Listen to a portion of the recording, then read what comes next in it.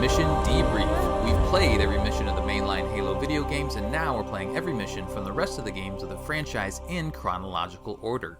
Each episode will be discussing our experiences and sprinkling in a little lore along the way. If you'd like to play along and have your thoughts read on the show, email us at podcastevolved@gmail.com or drop us a tweet at podcastevolved on Twitter. We'll be kicking off our coverage of Halo Wars 2 with the signal. Yes! I've waited my whole life episode. for this moment. It's been a long road, and it's going to be so much fun. I'm so excited for this. I really am. Guys, it's our last Halo game before Halo Infinite. It That's feels right. weird. That's Like, so when we strange. started this, it seemed like such an uphill battle and such a climb, and now we're at the end. It's and like, we'll never be done. It's like, oh shit. Yeah, we'll have content forever, and now it's like, oh shit, we're almost done. Yeah, it's wild. It's a good thing, though. It's good. So if you've been with us the whole time and you like what you hear, feel free to support us at Podcast Evolved on Patreon. You can also receive a free audiobook trial by visiting audibletrial.com/podcastevolved. This episode we are debriefing Operation Brother's Keeper and recapping our experience with Halo Spartan Strike. Those other voices you've heard: David Arnold, say hello. Hello. And Krista Brown. Hooray for little Halo games that aren't optimized on my PC and constantly crash. Yay! Never again. That's right. Unfortunately, I'll probably never pick up this game again because of the crashing issues. Yeah. I'm the same. That's too bad. All right, so I am your host, Colin Perkins. I will give a brief overview of the last missions, operations, I guess, that we played, as well as this one. We'll talk about what this operation's all about, and then we'll just kind of get into the recap. There's not as much in this game, so we'll see how this goes. The last missions, the last operations were Orphic Sphere, Steadfast Pursuit, Valiant Hammer, and Adamantine Shield. During the Battle of New Mombasa, a team of ODSTs was sent to obtain a Forerunner device called the Conduit. Unknown at the time, the device was able to help open portals that could immediately transport anything across the galaxy. The Conduit was lost as the Prophet of Regret left Earth, but reappeared in 2557 on Gamma Halo. A UNSC Spartan was sent to obtain the device and attempted to prevent the Covenant from using it to activate a portal via the altar and amass Prometheans on Earth. Whew. After retreating to Earth, the Spartan helped UNSC technicians use the Conduit to shut down a portal in New Phoenix. We're familiar with New Phoenix, and stopped the invasion on Earth. Now, in this mission, this operation, Brother's Keeper, a Spartan is sent to investigate the location that was described by a series of Forerunner glyphs found during the Battle of New Mombasa. So these are two different groups, which was a little weird for me. I know I had to kind of dig into that a little bit. But those glyphs were found again back in the Battle of New Mombasa, back in 1020 and 2552.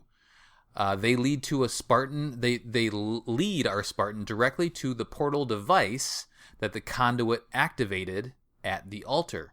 Realizing the immediate threat, the Spartan does everything in his power to stop the Covenant and the Prometheans from using the portal to invade and destroy Earth. This is in July 2557. This is all the same time frame when Didact and Master Chief are having it out in the clouds above Earth. Or I guess in orbit of Earth, with the composer and all that Halo 4 stuff. This is all the same time frame here. So let's talk about this operation a little bit. There are six missions, as there were in the previous operations. This is our little bonus one, and we had to get gold to actually get access to this, which was kind of a pain in the ass. It wasn't as bad as I thought it was when you originally told us. Yeah. He said, I got the message and I was looking at it and I'm like, oh hell no, I'm gonna quit right now. I'm out. This is the end. Yeah. That's only because of wasn't that bad. the score booster, though. If that wasn't a thing, I don't know if I would have ground out one or two of these missions. Mm-hmm. Yeah, the score booster pretty much guarantees you get gold as long as you finish the mission. Pretty much. Yeah, I don't think, and even if, so I died a couple times with the score booster on. I was like, oh no. that's now I'm going to lose my score booster and I have to spend another, 1,000 credits on it. But if you try to back out of the mission from there, it does bring up a little warning and say, hey, you're going to lose your save progress. Oh, that's cool. I've never... Which I believe means that you get that booster applied each time you retry it.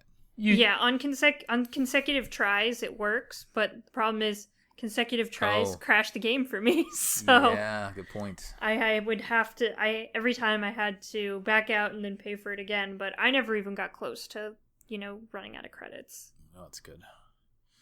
Yeah, a little weird. I mean, not the. Well, let's talk about that in the recap. We'll talk about the kind of the whole gold thing. Let's just talk about the missions, the operation as a whole. It starts out with Rolam welcoming you to another, a classified mission similar to what he did back in the Spartan Assault. Well, I guess he wasn't involved in the Hydra Spartan Assault. That was just Sarah Palmer, but it's a classified mission that we have.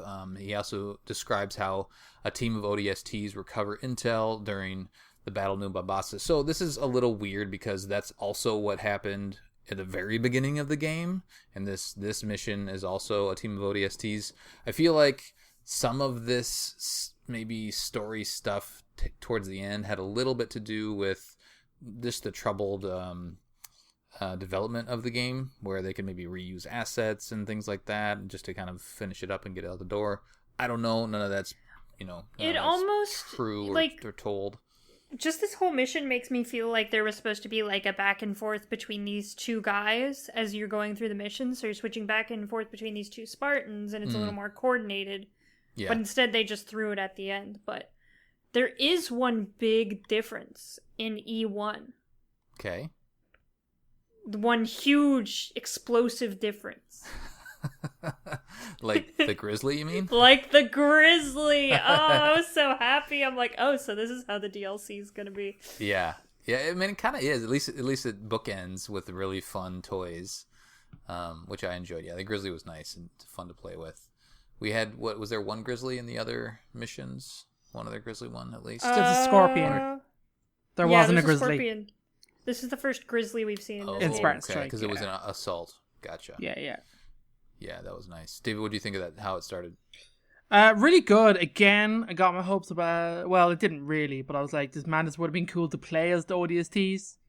Definitely would have been pretty cool. It was good. It was fine. It was a good start. I was happy to be back in the city. I liked the setting. The missions were kind of the same. Well, they were a little bit different, but I did enjoy them. I didn't really pay attention to the floor box as much this time around, though. But I had some fun. No, there's some good missions.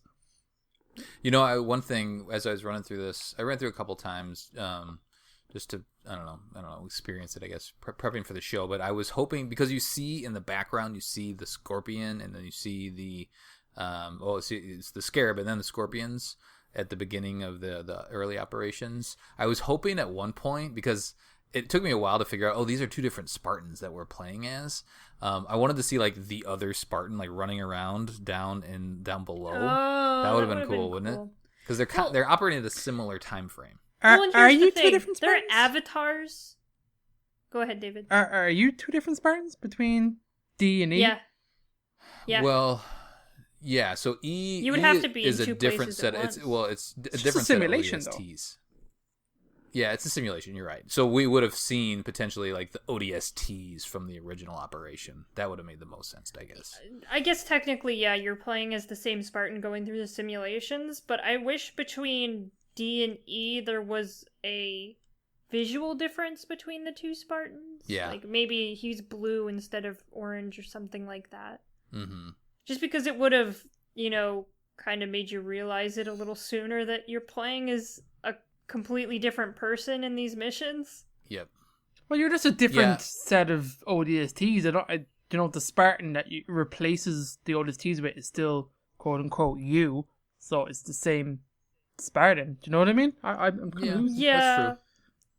It gets confusing because the game makes you feel like you're playing as the same person through everything, but you're really not. Yeah. Like you start off as ODSTs. Yeah, you start off as ODSTs, and then by the time it's 2557, you're someone completely different. Even though you have the same armor. Oh, the mission you're running. I know what you mean. Yeah, okay. Yeah. Yeah, so I think it would have been better if like David said, you were playing as an ODST just so you could see the visual difference between all the characters that you're supposed to be following in this kind of endeavor to figure out what's going on. Yeah. Yeah, I agree with that.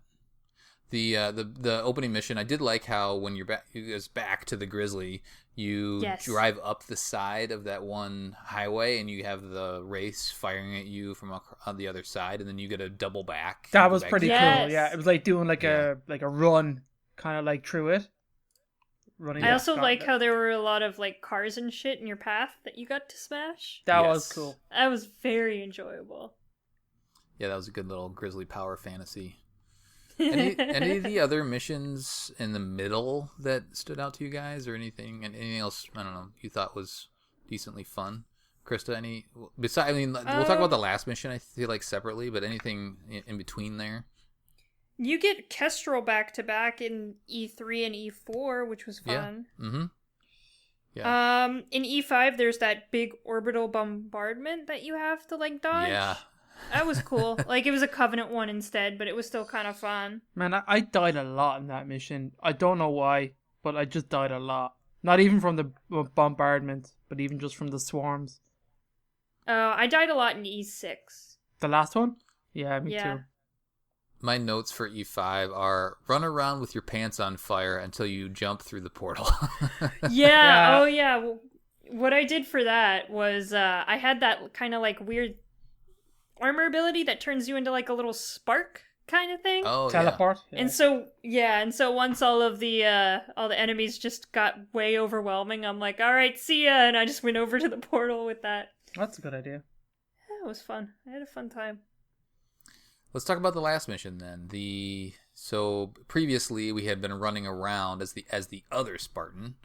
We had been running around this Oni facility and trying to, figure out how to shut down the portal. And this final operation, we pop out of slip space.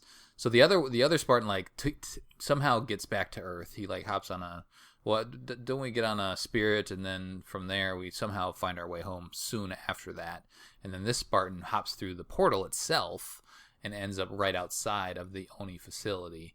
And he, while the first Spartan is inside, trying to shut down the portal, this new Spartan is outside trying to just hold off all of the Covenant and the Prometheans that are coming through the portal, which is cool, right? Like when you finally think about it and put all that together, when you see the Spartan at the end, oh, okay. And I was confused at first, and I think I played it again, and I had some back and forth with Chris Aiken to kind of piece everything together for myself. So it's there, all that information is there, but it didn't click with me right away. I was like, wait a minute, where did that Spartan come from? It wasn't until I did a little more digging that it all sunk in. What did you think of the overall combat and the gameplay of that last mission? I mean, hop on that turret and do most of the damage. Yeah, that's how I did it at the end. But I was totally surprised, like in a good way, of just the super weapon dump and all of the armor abilities just being spread out, like the ones you would have to pay for. That was a nice little kind of reward at the end of the game. Mm-hmm. Yeah. Well, we got all gold missions on previous levels, so the least they could do is give us a lot of fun weapons to work with. Yeah. I think this is the first time I've picked up the Spartan laser in either of these twin stick shooters. Okay, and how's that? It was really interesting. The beam lasts for a lot longer than in the first-person shooter games, which is a lot of fun. Mm-hmm. It still has the charge up and everything like that, but just a little more oomphy. It's like just a stronger focus rifle, kind of. It has a solid beam that goes off for a couple of seconds, and then you have to kind of wait for it to recharge. Nice. I picked up the rocket launcher and just had a heyday with that for a while. That was fun. It's got 150 ammo. You just what is happening? And also they shoot right after the other. You just hold down the trigger and you're just shooting 10 at once. Yeah. The rocket launcher is crazy but fun. It's like that in the other game as well. You can kill yourself with it. Yeah. Yeah, that's true. Then I think one of the, what do they call them, the assault ops, is to blow up, I think it was 5 of the turrets with a grenade launcher, But I think there's only like 3 that pop up. So some of these assault ops are made so that you can play the missions multiple times. It's like that in the other one as well. I think we said the last episode as well. Yeah. So anyway, I had a lot of fun with it, and it was fun to see the Hornet come down, and you have to defend that for a bit. Oh my god, that Hornet is made of like paper mache. Oh, I blew it up so many times. You walk away from it for like 3 seconds, and it's like, nope, I'm going to die now. Really? Oh, mine never died. I think I just was on the turret the whole time. Yeah, that's how I did it when I finished the actual game. Was like sitting on the turret. Yeah, the first couple times I played, the turret right next to the landing pad got exploded because I was just being a bit careless with my rockets. Mm-hmm. And so I made an effort to not let it explode, and then I was able to win. But like at one point, I'm like, "Oh my god, this is so difficult! Why is this so difficult?" Yeah, you have to be on the turret. If you're not on the turret, you will lose. So you had your Hornet blow up? Oh yeah. Yes, I think it was twice. Oh jeez. I even blew it up. I was trying to just myself. run and gun with it. Yeah. Oh, with the rockets? With the rockets, and I was airstriking as well. And I was like, "Why is my airstrike blowing up my own thing?" I was like, "God damn it!" Yeah.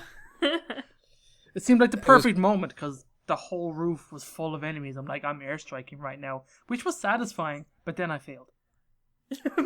But then my only ride out exploded. Yeah, it's a very good strategy, Dave. It felt good. I like That's how all they that had. Matters. I like how they had that big like EMP wave or the electric wave. You saw that, so that's the moment when the first Spartan he deactivates the portal. So that was kind of cool to see how that flowed through into this operation, this mission. And then it says, hey, you got to go rescue that guy. So you just kind of have to run up to the top of the screen, and then he pops out, and you both run down to the Hornet. So that tied it all together, which is cool. Oh, do you have to run over to him? I just let him run to me. I stayed by the Hornet. Oh, you did? Okay. I never. I felt like I had to because there was like a little yellow dot at the top of the screen. So I just abandoned. Most of the enemies were cleared out anyway at that point. So I just hopped off the turret and then went up to the top. And then there was a couple Covenant up at the top, and then he kind of burst through the top of the screen, and then we just jogged to the Hornet together. There's like a beat where he gets into the Hornet, but you can't do anything, and I was like, oh my god, the Hornet's about to explode, please let me on the Hornet. I got on, it was fine, but it was just, I was very anxious. I'm like, alright game, please, I just want this to end. That would have been bad. I did like a slow retreat with the rocket launcher because I had a full one when I was rescuing him, and the enemies just constantly spawn on that bridge where he runs from, so I just let him run by me, and I stood there for way too long, and I got a ridiculous score. I think something like 600,000 or something like that in this mission. Oh, what? Yeah, it was just from constantly stringing together all the kills, and it was madness. That's crazy. What a way to... Well, cool. Anything else you guys want to talk about before we get into the recap? I have a couple of thoughts, but David, do you have anything else you just want to touch on? Overall, pretty good game. I liked the missions. Didn't like that there was locked behind the gold stars, but again, that wasn't actually that difficult in the end. I think they did a pretty good job, and the assault ops even kind of earning the credits, rewarding you. They were pretty good with the rewards. I think pretty lenient, so you always kind of had something to buy. I felt should you needed it, definitely should have had co-op. This could have been way more fleshed out of a game and way more successful, I think. After playing these 2 games, I think I'm way more open to another one than I realized. Do you know what I mean? Interesting. I think it would be really fun. I mean, look at like what we're doing. Like they do, like this might date this now, but like Minecraft Dungeons just came out, so you can see like a game that has like a co-op that's in like a weird genre can do really well and be really fun. Mm-hmm. And I think this like a co-op twin stick shooter. I mean, how badass would it be being an ODST unit? If there's 4 of you all playing in like a twin stick shooter, like defending an area or dropping down in a pod. It'd be so much fun. Well, could you imagine, because there are 2 different teams going on, what if you co-opt, but you guys were doing kind of 2 different missions at once and then like met up at the end or something like that? That'd be so dope. That's like Gears of War style. You 2 go over here and we go over here. Like, yeah, totally. That would have been so cool though. Mm-hmm. Imagine like 2 people on the roofs and 2 people on the streets or something. Like, I mean, all that kind of shit would have been excellent. Ultimately, good positive. Ran like shit on PC. Stupid PC games, boo. I don't know. It was good. I'm pretty positive on the game as a whole. Yeah, Krista, any overall thoughts? I really enjoyed the game when it wasn't glitchy. I thought it was a lot more polished than Spartan Assault was. I think the story was a little more interesting than Spartan Assault as well. Even though it didn't have kind of a main villain, which is something I liked about Spartan Assault. Yeah. I did miss the co-op. I really enjoyed playing the co-op with David, so I wish they would have added that. And why is this not on Xbox? Yeah, I know. Why do I have to play it on my PC? So one of the things I wrote down, just some of the questions that I wanted to cover off on is like, was this game necessary? You know, like Ooh. I think Spartan Assault was there kind of dipping their toe into mobile gaming and trying to figure out if that's if that was a good format for Halo, and maybe they could try to make a little money doing that. There was monetization, and then this one, they took the monetization out. I think they polished some things, but they're also it wasn't as polished as it could have been. So, and then, again, it was supposed to release earlier than it did, and they had to finish it up. It feels like they rushed it out the door and just kind of patched it together at the very end. But like from a lore standpoint, does this story complicate things? Does it add that much to the Halo universe? David, do you think that the story's doing anything that for the larger universe at all? No, I like how it ties in, but I didn't honestly care, if I'm perfectly honest, about either game's stories. One of them because I had the stupid lady, and this one because in any game where you're just like a faceless, no-named thing, I kind of lose a bit of interest in your story. Yeah. I like being a character who you know and you get to act out as. I like that a lot. And I think Halo has come leaps and bounds and like giving you a character to play as and that being interesting, dropping you into a world. So I think... Would you be more motivated to like the character if this was tied into, say, Halo 4 and it was like your Spartan doing these missions? I mean, that's... Yeah, maybe not. I don't know. Because like... You mean like if it was Reach your did armor? that as well, like where you created your own Spartan and brought that into the campaign, which was cool, but ultimately Noble Six didn't make a strong impact on anybody. Neither did... George. The rookie? The rookie, sorry, yeah. And even though I know... I don't know. Everyone is so ticked off that they killed off the rookie in the book. I still see posts all over Twitter about it, about how they're just so unhappy that they killed the rookie. I think and the other half of the community is like, what did you expect? He was a nameless, faceless character. Right. Yeah. He was called the rookie the entire time. Right. I mean, there was... because he had a story about him, which is more than Noble Six ever had, I think it made him more interesting and more likable. And like, I thought that book was awesome. Got really excited that the rookie was in it, and it was a big impact to have him killed. Like, do you know what I mean? Spoilers. Do you know what I mean? I thought that was cool. But in this one, where you're playing as this in a simulation as a Spartan replacing a team of ODSTs who just die, just like do you know? I was like, oh man, come on. I mean, they definitely could have made this more interesting in terms of, like I said before, you are the ODST who becomes a Spartan in the later. That would have been awesome. I mean, what if this was, totally blanking on the team. What about those ODSTs that were in that Halo 2 cut? Yeah, that little vignette. I was trying to think of what that team was, or even what the Bravo. I don't know what they're called. A Day at the Beach is that little kind of side thing. Yeah, that one. Like, that why not have a game like right there? Like, that would have been cool. You're in the city, you're in the right timeline. You could just continue that story. Like, that would have been cool, for sure. Yeah. I would have loved to see more New Mombasa in this, instead of it just kind of switching up and making you go on Gamma Halo. Mm-hmm. Like, imagine if, like, I mean, there was months of fighting on Earth between the Covenant, the remains of the Covenant, like, in between, like, the activating of the Ark and the Covenant doing their digging. I mean, there was loads of shit happening. You could be anywhere on Earth fighting Covenant. Do you know what I mean? They focused their efforts on in and around the portal. But, like... Or even, like, during Halo 3, when the Flood has been unleashed on, like, this horribly like disfigured city. That would have been a really cool setting as well. Damn straight. I mean, imagine that being like encountering the flood as a human, and that would have been in a human city. That would have been so cool. And then having like the shipmaster come in and like glass everything at the end or something. You're like running away from the beams and shit. Yeah. Oh, that would have been sweet. The other thing this game it really couldn't do is it couldn't advance the Halo story, because when this was developed, it was developed between Halo 4 and Halo 5, so it really only had up until 2557 to tell any sort of a story. So I think that they were trying to give you a little bit of the old and a little bit of the new with this. And that's part of the problem with some, like there's these big there's these really important times in Halo that like lots of stuff happens is crammed all in like a day or two, right? And so the majority of the story on the back end anyway is crammed into these couple days that Halo 4 was going on. And that was a little bit of a product of like, well, if we wanted to make it somewhat impactful and to like mention New Phoenix, because New Phoenix from Halo 4, we only have this small little window for it all to fit in.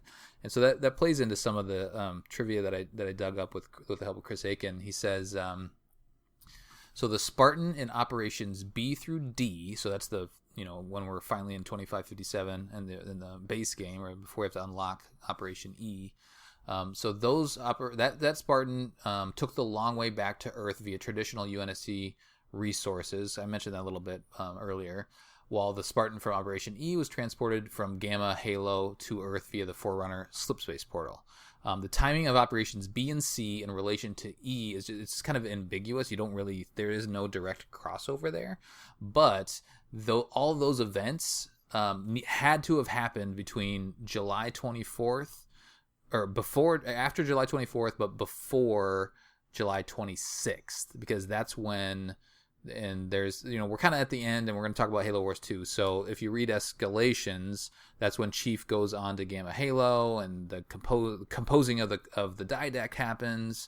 And then all of a sudden, Gamma Halo, we don't know where Gamma Halo is. It just disappears. So, and that happens on July 20th. I think it's the tail on July 25th or July 26th. So a lot of this stuff happens right in that little time frame. So they're kind of squeezing this story in there, which is cool, but it's also kind of problematic when you're trying to piece everything together. It also feels like slightly pointless. Sure. Like, Spartan Assault was supposed to kind of endear you to Sarah Palmer, which of course it didn't do, but at least it had a purpose. It was like, we're going to introduce you to this character and show you how cool she is. This one's just like, let's make another twin stick shooter. Yeah. We're going to put New Mombasa in there because people remember New Mombasa. Mm-hmm. I think if they picked one location, it would have been better. If they picked, like, just New Mombasa or just Gamma Halo or just New Phoenix, it would have been a little easier to follow. Mm-hmm. Yeah, I agree. I mean, and some of this may be, like, contractual stuff, too. Like, in the background, maybe they signed a contract with Vanguard Games to do 2 mobile games, and so this is the second of the 2, something like that. So, and we don't know all that behind the scenes stuff. But so it's a weird thing. I'm glad they did it because I had fun with it. But I also, from a Mission Debrief standpoint, I'm very ready to move on and play Halo Wars 2. Oh yeah. I mean, I feel like they could have made like a twin stick shooter that just didn't have a story, and we would have probably been just as happy. Sure. Yeah, it could have been something completely just like random missions throughout the Halo universe, not like something consecutive. Just like a true simulation, where it's just like what do they call it on the Infinity? Oh my, war games. War games. Could have just been war games. What if they simulated some of the famous battles from Master Chief's career, but just in twin stick form? Yeah. Exactly. Like, that would have been epic. We would have been so happy. I don't know. It might have been a bit repetitive, depending on what. Maybe in a different style it would be okay, but because you could do like Assault on the Control Room or something like that, but just in twin stick. Yeah. Okay, you've intrigued me, Krista Brown. Yeah. Assault on the Control Room. Yeah, that could be like a greatest hits highlights of. That would be cool. Master Chief, obviously, but and that would have been a good kind of lead up to Halo 5, because Halo 5 was all about like, oh my god, is Master Chief a hero or a traitor? Let's go back and see what kind of stuff he's done. Oh yeah, that would have been cool. Tried to do that. They tried to do that with Halo 2 Anniversary, but it would have been cooler to just have like some of the major battles from his career, because we could even go back and do like the Fall of Reach or something like that. That would be cool if you played as Locke investigating Master Chief's past, going through and replaying his things. But you're like that would have been cool. Now you've got me thinking, Krista Brown. Why don't they let us into their twin boardrooms? Stick shooter, twin stick shooter. 343 more. 343. Yeah, hit me up, man. You know how to contact me. So let's talk about this in comparison to Spartan Assault. We've mentioned it a couple times, but what flat out improvements did they make when they as compared to the first game? Like what's just better? Straight up the controls. I love the controls are way better. The stick indicators are key. I think grenade throwing is way easier. I think it kind of locks and you control further, more accurate. I think that's really good. And also vehicle controlling I think is miles better too. I think the level design was also a bit better. I think the levels flowed a little easier. For sure, yeah. Yeah, I think that they were, I think there's some reusing of assets and things like that, and that's just natural with development, but I didn't feel like I was, like, in some of the missions in Spartan Assault, like, oh, it's the space jungle mission again, where it didn't feel that way. Like, you're running through the city, but you're running through, like, a different path, and it's, there are different encounters, and they made it a little more interesting from that standpoint. The weapons, I think, like, with the BR was a big add. And they're just the Prometheans so and whatnot. Having the difference in enemies, I think, helped a lot too. Anything that Spartan Assault did better, you think? Because you mentioned that the fact that you're an established Spartan, you're Sarah Palmer, but anything else that stands out? Co-op, yeah. I think that having because they kind of identify the enemy towards the middle kind of beginning-ish, where they're like, this is the leader, we need to go kill him. And I think that's kind of helps drive the story on a little bit when you have like a physical like person you need to kill, instead of being like, there's Forerunner glyphs, but what do they do? I don't know. There's just follow the Forerunner stuff. You're like, oh, okay, I guess I'm following the Forerunner stuff. Yeah, that's true. The conduit itself is interesting. It's kind of the MacGuffin throughout, but it does bring up some interest when I was digging in to try to figure out how this all worked. It's interesting because the conduit, the way that I understand it, and talking again with Chris, is that the conduit was used to activate the portal in the previous missions at the altar itself, but the altar wasn't a portal. You don't find the actual portal until we get to Operation E, which is the one that we just talked about. So that's the portal, and then there's also the portal device that's on Earth, and so that's the one that you're shutting down. So somehow those two play off of each other, and the conduit's able to turn them on and then also turn them off. So something that's interesting to think about is if the conduit turned the portal off on Earth, and then the conduit I think disappears at that point, like the conduit's gone.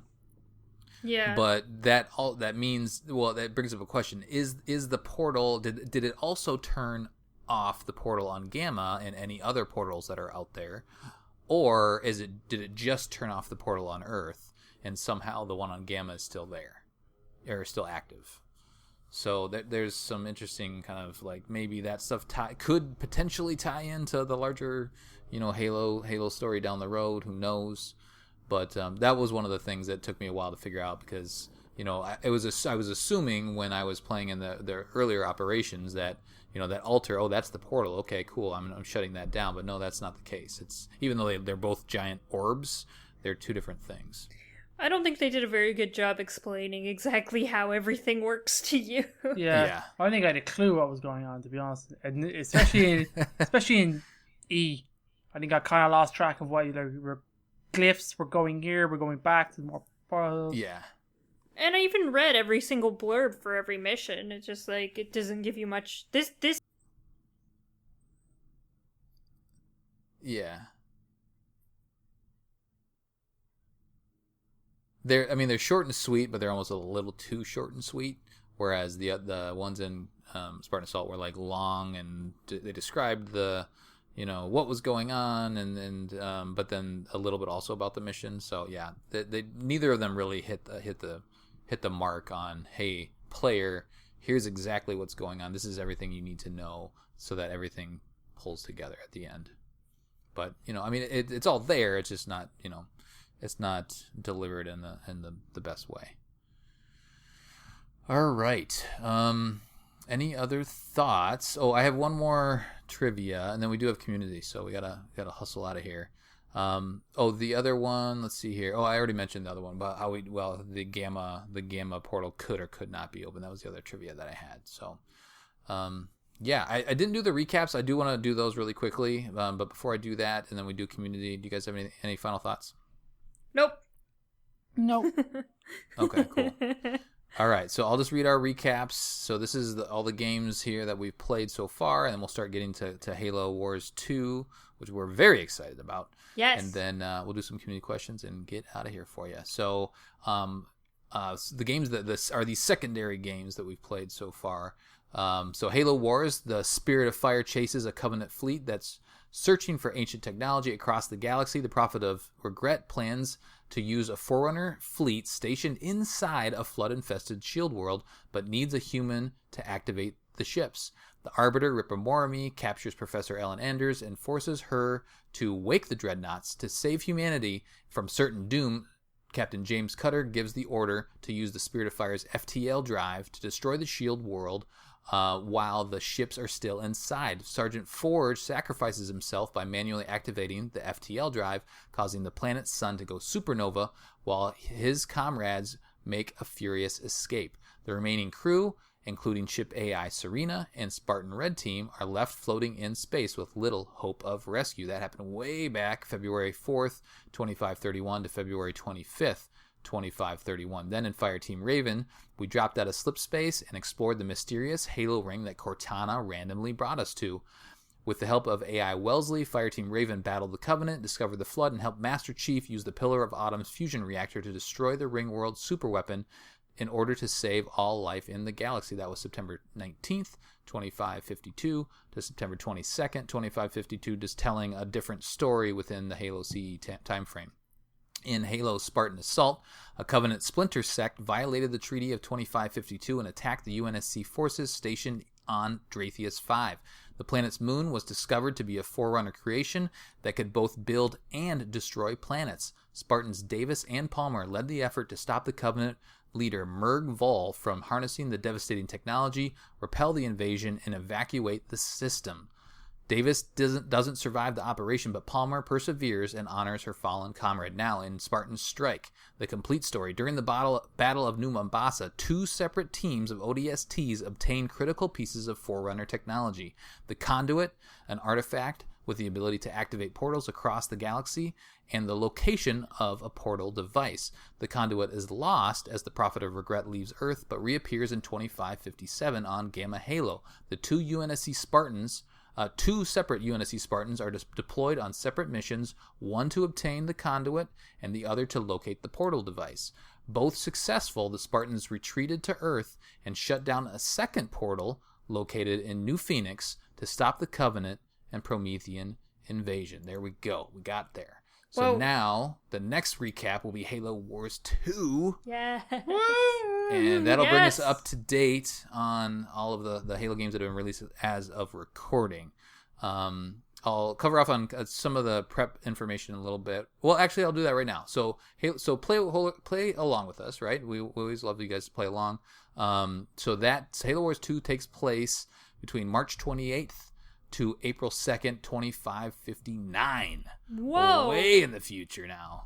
The DLCs are May 1st, 2559, and then June 4th to June 5th, 2559. So the furthest that we could play right now is June 5th, 2559 in the Halo universe.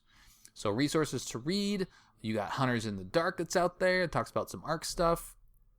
Pretty much you can read everything now. Soak it all in.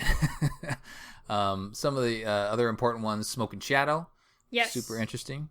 Renegades too. Yeah. Renegades. Oh, super yeah. Interesting.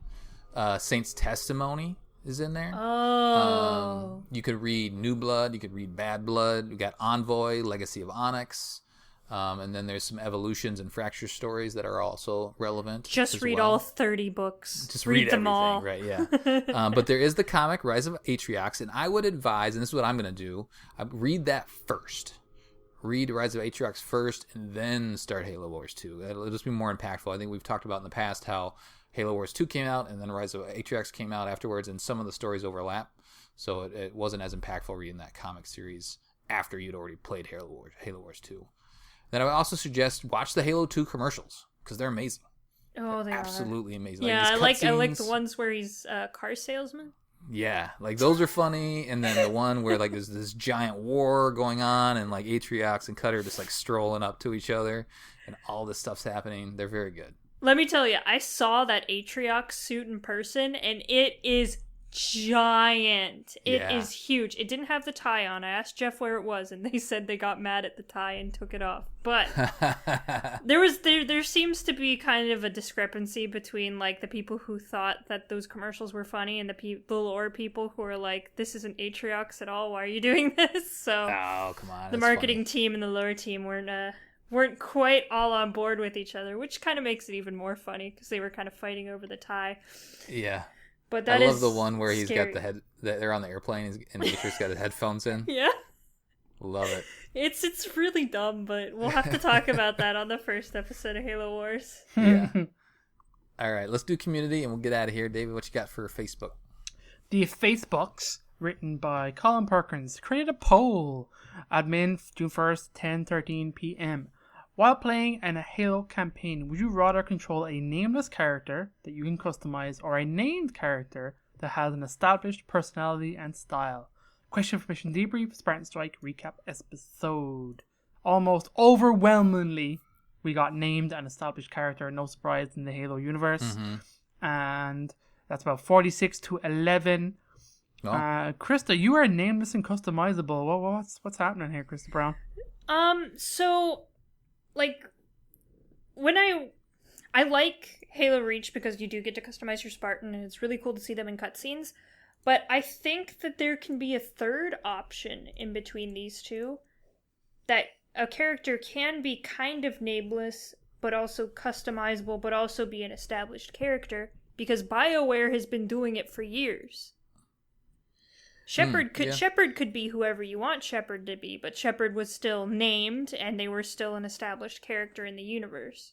I mean, that's true of John could be customizable. I mean, what's to say you can't customize Spartan's armor? There's no reason behind it. I mean, we know how highly customizable it is from a lore perspective. We know that they changed their armor for various reasons between games and stuff, so there's no reason why you couldn't be a character and have an element of customization there that isn't just multiplayer. I don't think you could change John's. I don't think you could change the already established Spartans' armors, but if you introduced a new Spartan that had a name or a service tag or something like that, they were just called like 3, 4, 5. Mm-hmm. They were called Spartan 3, 4, 5, and you could customize their armor however you want. They're still voiced. They still have a story. But you still can make them your own in some way. I mean, I would like that. I think that would be cool. They just the way that they've done that in the earlier games with the Rookie and Noble is they didn't really give. They didn't allow them to have a personality on top of the customization. Yeah. So. And maybe that's just the issue that they're having. They're struggling with, like, to make it canon, to make it a solid lore. You know, this person needs to have a specific look, but I don't think you just play as like a Lucy where you can't talk. Yeah, right. That's kind of what the Rookie Link was. Yeah, like huh? Just makes the Link sounds. But I mean, you could, like in Breath of the Wild, Link couldn't talk, but you had dialogue trees. Mm-hmm. So I mean, they kind of got around it there. You never see Link actually talk, but you can still interact with characters. Yeah, but that's super dumb. Yeah. It's Legend of Zelda. Agree, it would be kind of weird if, at this point, it'd be really weird if Link talked. So. No, they could do it. No, it's illegal. They could do We'll it. all go to Nintendo prison for even talking about this. Anyway, there are some good comments in there too. I won't keep this too long, but everyone does kind of cite that, like, yeah, everyone loves Reach and ODST as games, but they would have been better if they were named characters. I think they would too, but I think you always had to die in Reach. I think that was always the way it was going to go, and that's probably easier to do with an unnamed character.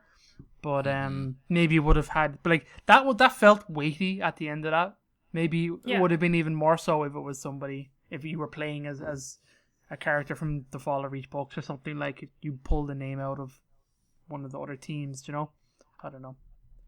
But yeah, there's some good stuff in there. Thank you, everybody.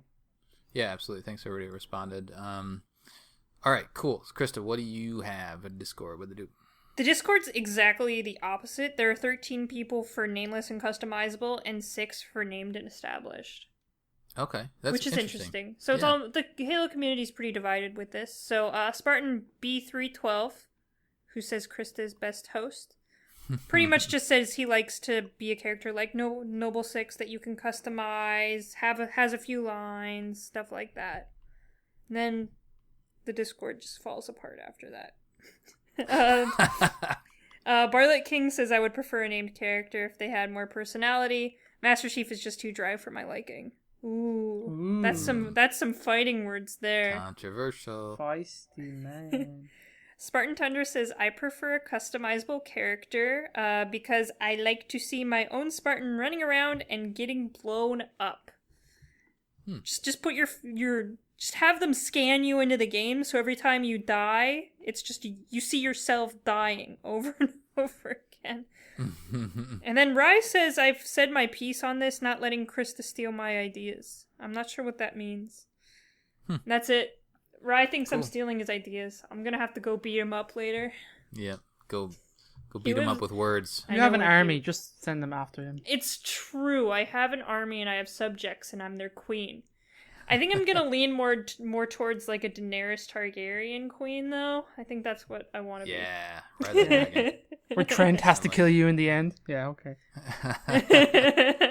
It'll be a good story. It'll be fun. All right. Well, I didn't make you guys rank these games. We're not gonna rank the other ones, but which one's better? Let's just do that. Krista, is Spartan Strike better or Spartan Assault better? I enjoyed playing Spartan Strike more, even though it was on PC and crashed all the time. Okay. David? I think this is kind of hard, but because like Assault really took me by surprise by how much I enjoyed it.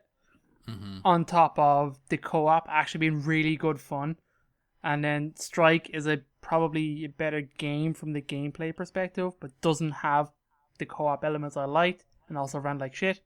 So I kind of find it hard to say, but I'm maybe Strike in the end because of how better some of the missions were structured as well, even if the story was a bit on this one. Sure. I'll go with Assault because of Palmer. Yeah, I knew you would. Loser. All right, that'll do it for a debriefing of Operation Brothers Keeper and a recap of Halo Spartan Strike. On the next episode, we'll be covering the signal from Halo Wars 2. What? Say what? Send us your thoughts. podcastevolved@gmail.com or drop us a tweet at podcastevolved on Twitter. You can also support the show by visiting Podcast Evolved on Patreon. And don't forget about that free audiobook trial. Visit audibletrial.com/podcastevolved. Until next time, evolve. Evolved. I'll see you soon, Isabel.